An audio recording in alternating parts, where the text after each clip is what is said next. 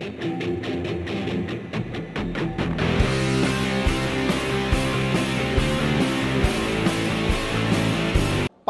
makiklaim ng OFW ang kanyang cheque?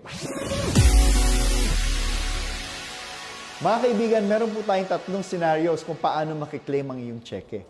Number 1, ang ating OVI personnel mismo ang magde-deposit ng cheque sa kanyang local bank account.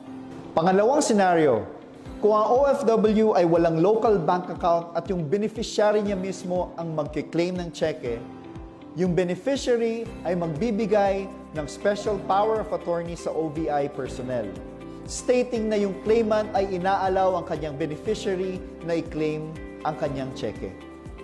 Pangatlong senaryo, kung ang OFW ay nais ipangalan mismo sa beneficiary ang cheque, ang kailangan pong gawin ng beneficiary ay pumunta sa OVI office at humingi ng waiver of rights claim form.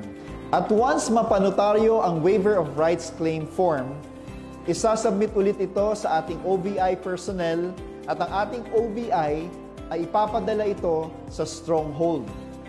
Maghihintay lamang tayo ng approximately 1 week to process, and once available na po ang cheque sa OVI, ang ating OVI will notify both ang ating claimant at ang ating beneficiary if available na ang ating cheque.